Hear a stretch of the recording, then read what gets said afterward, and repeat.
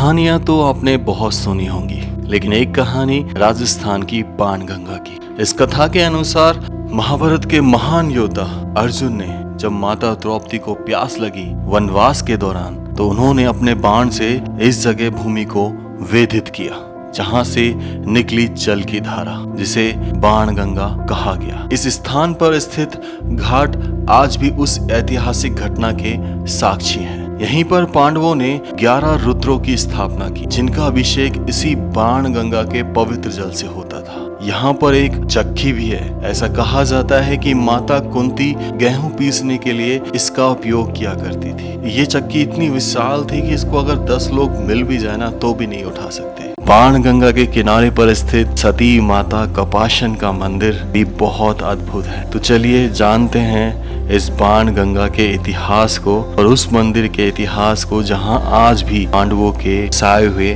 11 रुद्र के दर्शन होते हैं।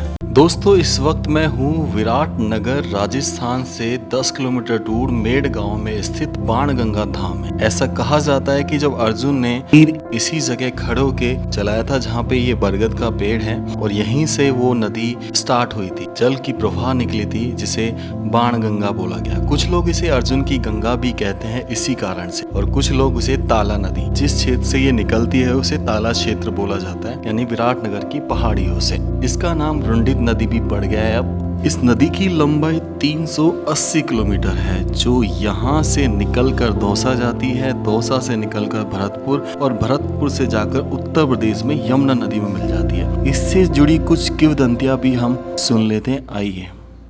महाभारत के काल में जब भीष्म पितामह शहर से यहाँ पर थे, अच्छा। तब उनको प्यास लगी थी। तब अर्जुन ने बाण मारकर उनकी भी प्यास बुझाई थी। ये भी मान्यता है लोगों की। और कौन से राजा ने यहाँ मंदिर बसाया था? नंदराम बख्शी थे जयपुर के राजा, जो 200 वर्ष पूर्व एक राधा कृष्ण का मंदिर बनवाया था।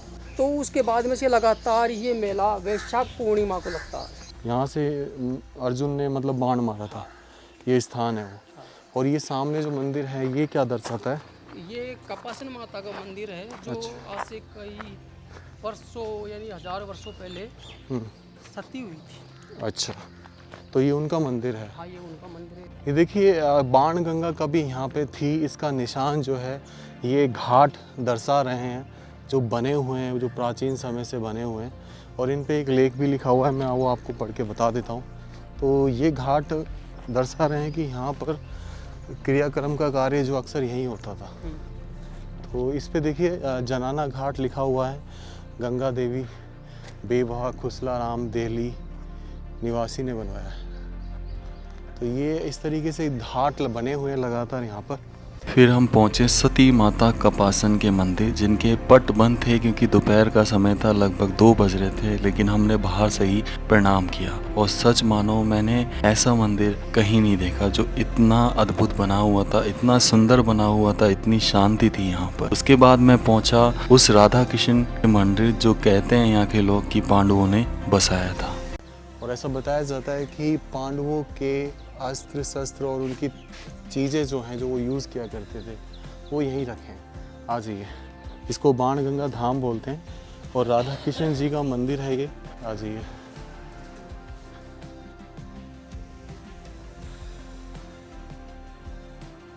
तो यहाँ पे देखिए, ये बीच में तुलसा के लिए एक गमला बहुत बड़ा, जो ज़मीन से जुड़ा हुआ है, मिट्टी जो है। हाँ, अर्जुन की है। अच्छा, ये अर्जुन भगवान है। लेकिन आज अच्छा, और ये हमारे भीम सरकार ध्यान देने को इन मंदिर का जीर्णोद्धार हो, इस क्षेत्र का जीर्णोद्धार। भीम जी हैं। ओके, और ये धर्मराज युधिष्ठिर जी, जो न्याय करते हैं। 5 पांडव यहीं पे। ये कुंती थी माँ, द्रौपदी। अच्छा, द्रौपदी जी, जय हो, प्रणाम माँ। और यहाँ पर हैं नकुल जी, जय हो।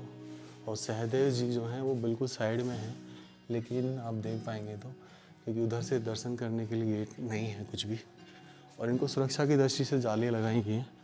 और ऐसा कहते हैं कि ये जो चीज़ें इस्तेमाल किया करते थे वो यही हैं। और इसको देखो एक बार, ये किस तरीके से बना हुआ है मंदिर चारों तरफ से। खुला सपाट, ऐसे लगता है कि भाई बहुत ही मतलब तरीके से सोच समझ के इसको बनाया गया। आज से 200 साल पहले राजा नंद जी महाराज ने इस मंदिर का निर्माण कराया, जिसका नाम राधा कृष्ण जी। राधा कृष्ण भगवान। ओके, ये परिक्रमा तो लगा लेते हैं।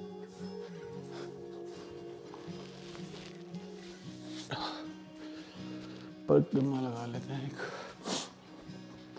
यहाँ से जाके बाएं हाथ की तरफ पांडवों की परिक्रमा है, दाएं हाथ की तरफ। तो यहाँ पे ये परिक्रमा मार्ग बिल्कुल अंधेरा हुआ पड़ा है समय के साथ साथ, और यहाँ पे बहुत ही ज़्यादा सुकून है राधा कृष्ण भगवान के। जय हो प्रभु, जय हो।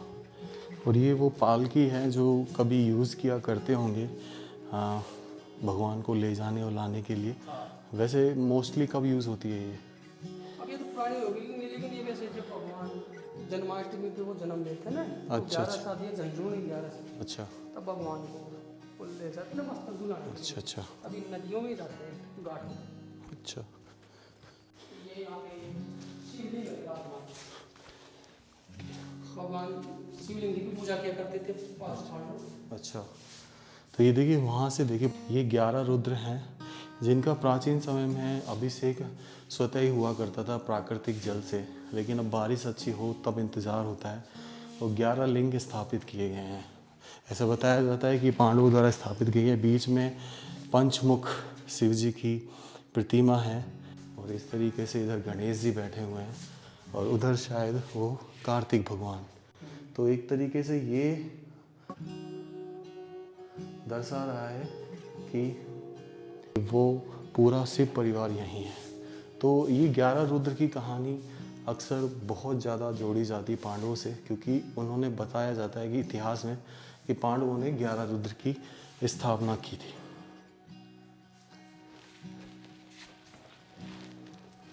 तो दोस्तों ये था बाणगंगा धाम। ब्लॉग को अब यहीं एंड करता हूँ, और बहुत सुकून मिला यहाँ आके। अपने आप को धन्य मानता हूँ मैं।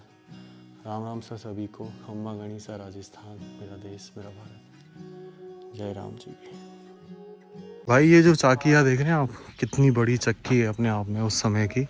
इनसे जुड़ी रहस्य पूछते हैं यहाँ के एक भाई से। भैया ये इनका पीछे क्या रहस्य है? ये महाभारत कालीन चाकी है। अच्छा। 5 पांडवों के टाइम की। हाँ हाँ। तो जब उनकी माता है, लोगों की मान्यता है, कहते हैं लोग हाँ, कि भाई इनसे वो आटा पीस के उनको खिलाती थी। तो ये तो चक्की इतनी बड़ी है कि उठे ना 10-10 आदमियों से। ये 20 से भी ना उठे। बहुत भारी है बहुत यार। भारी है। ये पार्ट है। ये जो चौड़ाई देख रहे हो ये 2 फीट दिख रही है मुझे। हाँ। और ये जो लंबाई देख रहे हो आप, कम से कम नहीं तो 4.5 से 4.5 फीट के आसपास है। कमाल ही है।